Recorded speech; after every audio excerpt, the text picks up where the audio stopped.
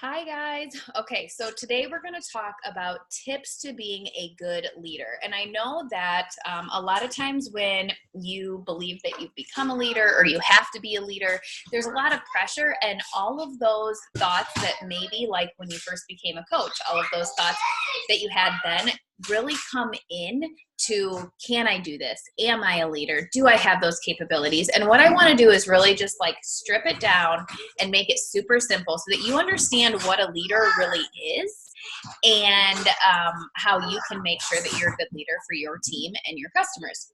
So the very first thing with being a good leader is that you need to breathe belief into people all of the time, because chances are the reason that they joined you in the first place was because for once, a lot of times I have people say, for once, like, somebody really believed in me, or I did this because you said that you saw this in me, or you saw something in me that I didn't even know was there, and it felt good to be believed in. When you believe in others, and when you remind them of that, and you remind them of their strengths, and you help them do the things that are fun and that they're strong in, they are going to have more fun. And in having more fun, they're going to be more successful. So part of being a good leader, I think one of the biggest pieces is breathing belief into your people and helping them to see their potential and really go for it and stretch themselves with you in that fun environment where they feel confident because someone believes in them all the time. So that's tip number one. Tip number two would be to show up for them. So many times I feel like coaches enroll new customers, they enroll new coaches, and then those people are like, okay, we got them in, and now I got to go find more because I need His Success Club. And those people are just kind of like rolling through it now. And really, you need to listen to them. You need to recognize when and where you need to push them forward. Don't just give them all the information and leave them. You give them the information that they need for that week. You help them work through it. You tell them exactly what to do, what to expect, give them some guidance, but also give them some boundaries where they know what they have to do, and you're there for support, but you're not doing it for them. Maybe you're doing it with them. I really believe in the I do and you watch, we do together, and then you do and I watch system. I think that's a really great system as a leader. But you want to make sure that you are showing up for them, listening to them, and make sure that it's not about you. So many times I hear other coaches that enroll this person, and this person's going to be a builder and they're going to be a rock star. And maybe you see that potential in them and you really see that and you want that for them, but then we push them and we overwhelm them, and pretty soon they back off, and we're not quite sure why that happened. And maybe it was because we never really listened to what they needed and where they were right now. And maybe that potential is there, right? Maybe they do have that potential, but maybe they're not there yet. And maybe we needed to love them where they're at right now before we could get them to that next level. So it's really recognizing where they are and maybe the next opportunity you can give them to grow. So maybe it's going live to go outside their comfort zone. Maybe it's going to a live event. Maybe it's just committing to an 80-day program and doing it in full and sharing their journey, just one post a little bit every single day. You will know what it is when you truly listen to them, and then you can recognize the opportunities that you need to give them to grow just a little bit better, one step further each and every week, or however it is with that coach. Number three would be to lead by example. If you're not doing those things, why would anybody else do them? So many times I feel like people fall in and out of, I'm doing all the things. Oh no, I'm not, because life happened. Oh look, I'm back to doing all the things. Nope, I'm not, because life happened. And I would say that if there's one reason that I've been super successful in this last 6 years, it's because it doesn't matter what's going on in my life. I'm going to still show up for the people that joined me. I'm still going to show up for the team that I have. I'm still going to show up for the customers that I have. I might not be as on my game, but I'm not going to disappear.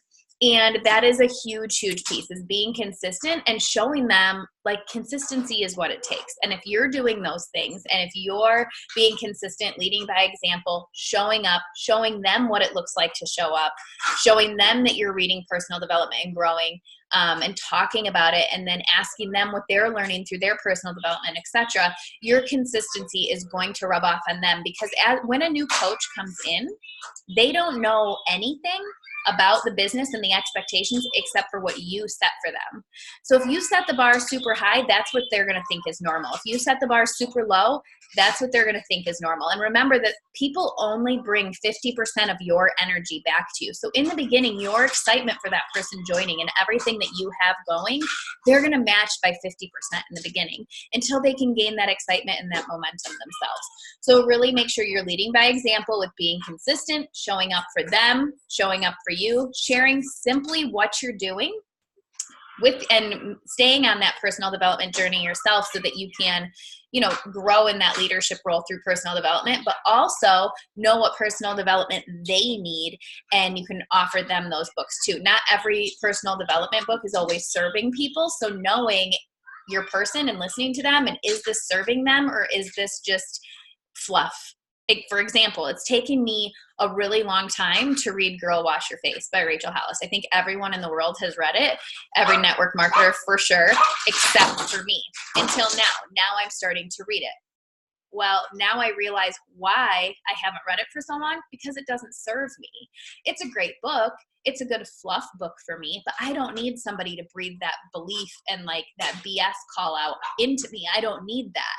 I feel like I'm more of that person. Like I feel like I could write a book like that, and I'm not patting my back for that. I'm just saying like that doesn't serve me. Whereas Build to Last, or something with solid systems, or something with solid like leadership next level stuff, that serves me. So what serves you and what serves your coaches and your customers even, because mindset, whether it's coaching or a fitness journey or anything, mindset is what is going to be key in them having any success at all. So number 4 would be, please do not overcomplicate it. All you need to do is do the things, show them how you're doing it, help them do it, and have an accountability piece and systems, simple systems that aid in helping them do this. So for example, if you have a sneak peek going next week and you're posting about it today, you're sending a certain invite out to it, you're answering people in this way, and this is your plan posting for up to that sneak peek and how to fill people in there, you should go live or type it out and share with your team exactly what you're doing. I think so many times we think leadership means this next level thing, when really it means be the leader, don't be the follower. Don't wait for somebody to tell you what to do. Be resourceful and do what you need to do, and then tell the others what you're doing that's working so that they can do it too. The best way to lead people is by doing what you're supposed to be doing and just telling them what's working so that they can make it work for them too. It's no huge magical piece. So don't overcomplicate it. Do it. Show them how you're doing it, how you're answering people. Give away any information that you have for free to any and everyone, because it makes you more credible. You shouldn't withhold any information ever. And doing that actually helps you grow. It helps you grow an experience for leading other people and for sharing your knowledge. And then you often get more out of that as well. Number 5 would be building up your weaknesses. That kind of goes with the personal development piece. You need to make sure that what you're doing is serving you and that you're constantly growing in that weakest area for you. For me right now, mine is time management. And that's something that I really pride myself in, and I have for a long time. But in this life phase, time management is really, really difficult right now. So for me, I really need to make sure that I am building on that. I'm focusing on that. I'm sharing with people how I'm overcoming that, and also how I'm failing. And when I am failing, what I'm doing to kind of get back on track. So make sure that you're building up your weaknesses, be resourceful. Number 7, my tip for being a good leader is you need to respect your time. There is no way that at any time in any place people can get a hold of you. And that is a really big piece that you need to do. And sometimes we think like, well, I want to be able to be there no matter what they need. But what you're teaching them, you guys, is that they need to be there at any given time for anything other people need. And they're not probably willing to do that either. So the best thing that you can do for yourself as a leader is have boundaries of when you're in your inbox and when you're not. When you're accepting text messages and when you're not. When you're working your business and when you're not. When you're playing with your kids, you are with your kids. When you're working your business, you are working your business. Because if you have that gray area, like I will say this right out loud to my husband, he will work out and pause his workout like 6 times because of a text message or phone calls coming through. And I'm like, okay, you are not a SEAL. Like, you're not trained by these dings and whatever. Like, put your phone on silent and do your workout. Be in your workout right now. You know, but we are so taught in society these days because of social media and because of all this, that at any given time, anyone can get a hold of us. And if they can't get a hold of us in this platform, they'll try it here. And we think that we need to respond to them. And as a leader, it is super important for you to set boundaries for your business, but then also to help your people set boundaries for their business. And number 8, and this is the final one, is you have got to be organized. And it doesn't have to be some system that is technology driven. It doesn't have to be some crazy thing to be organized, you guys. It simply just comes down to knowing when you're going to do things, what you're doing in those time frames, writing down, you know, tracking what's going on in your business on pen to paper.